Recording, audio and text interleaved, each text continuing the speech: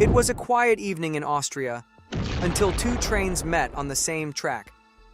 One was full of passengers heading to Italy. The other was a freight train being moved at a small station. What happened next turned into one of the worst train disasters in Austrian history. In just seconds, metal crushed metal. A passenger car was flattened like paper. Families were torn apart, and all of it could have been avoided. This is the story of the 1951 Langenwang train collision. Langenwang is a small town in eastern Austria. In 1951, it had a population of about 3,400 people.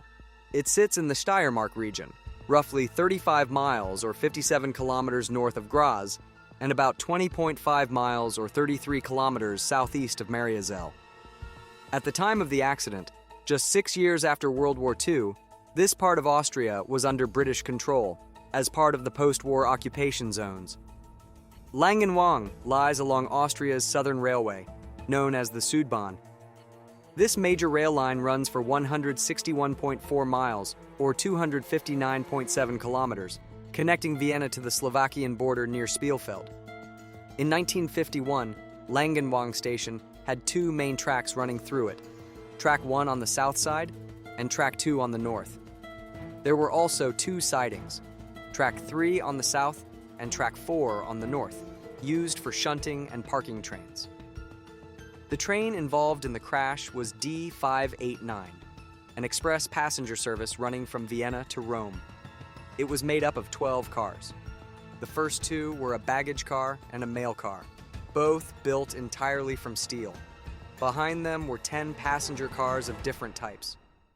The front passenger car was an older Austrian design known as a bogie car, a second-class coach with 4 axles, a wooden body, and a steel frame.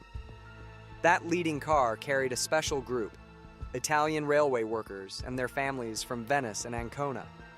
They had been invited to Vienna by the Austrian Federal Railways, the OBB. The exact model of the car they rode in was never officially recorded. At the front of express train D589 was steam locomotive OBB 33.118, a powerful engine built for long-distance travel. It was first introduced in 1923, back when Austria's national railway was still known as the BBO. On the day of the crash, freight train 1851 was also at Langenwang station. It had come from Vienna and was headed to Graz. At the time, the train was being shunted, moved around, so some of its cars could be parked near the freight shed on Track 3, the southern siding. The train itself was being moved from Track 4, the northern siding, to Track 3.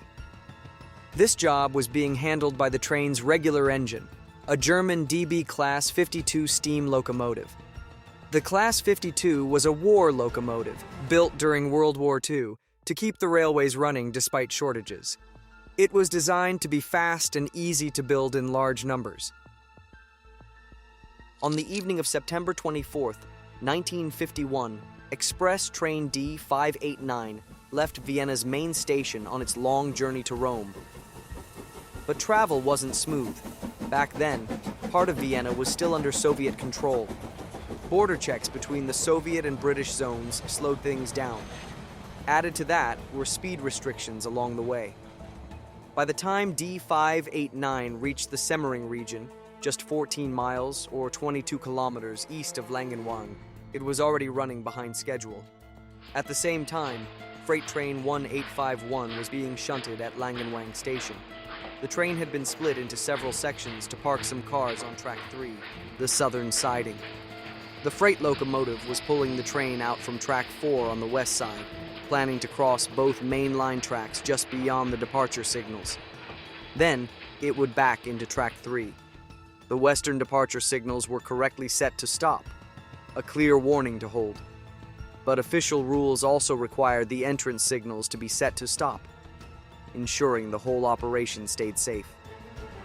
As train D589 neared the town of Semmering, the dispatcher at Langenwang station was told the express train would be late. Thinking the delay gave him time, he decided to continue the shunting operation, moving the freight train from Track 2 across Track 1 into Track 3.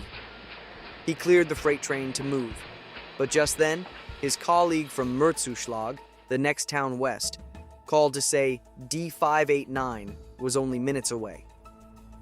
The dispatcher faced a tough choice, worried about causing even more delay, and under pressure not to hold up the express train for a slow freight. He ignored the official safety rules. He set the entrance signals to green, signaling all clear, and unlocked the departure signals to switch them faster once the freight was clear. Then, leaving his post, he hurried to help speed up the shunting. The freight train had almost cleared the main line, moving into the siding. But it had to stop, waiting for a loose group of cars still blocking the way. Meanwhile, D589 passed the green entrance signal, unaware of the danger ahead. The driver then ignored the red departure signal, speeding past it at full throttle. At that moment, a collision became inevitable. The dispatcher at Langenwang ran out, desperately signaling the speeding express train to stop. The driver saw him and slammed on the emergency brakes, but the train was only about 55 meters, or 180 feet, from the freight cars. There was no time to stop. At around 50 kilometers per hour, 31 miles per hour, it tore through two freight cars, derailed, and slid along the ballast. The driver was thrown from the locomotive, but survived.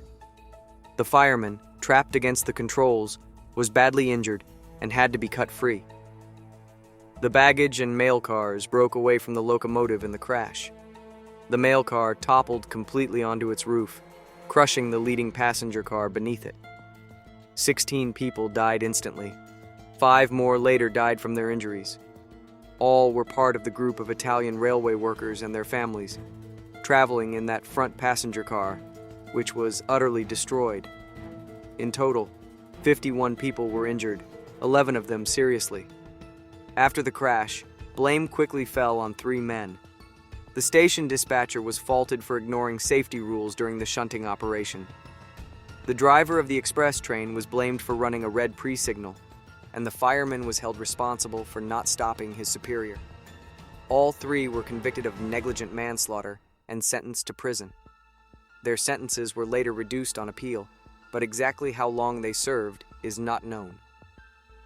Meanwhile, the fireman of the freight train, who was not at fault, suffered deep depression after the accident. Tragically, he took his own life just 2 months later, in November 1951. He is often remembered as the accident's 22nd victim. Back then, support for survivors and responders was almost non-existent. Therapy was hard to access, and many saw seeking help as a sign of weakness.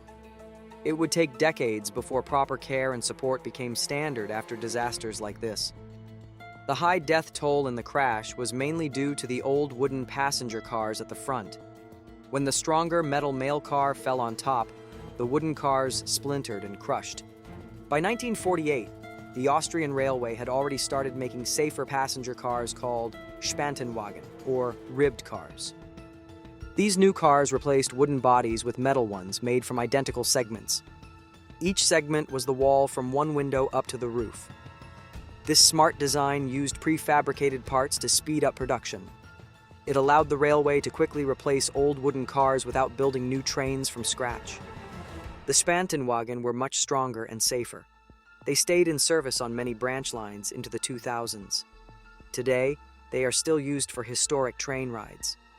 It raises many questions. How much do we really learn from past mistakes? Are safety measures always enough? And how should we balance progress with preserving history? What do you think could have prevented this disaster? Could better communication or newer technology have saved lives? Share your thoughts and let's discuss.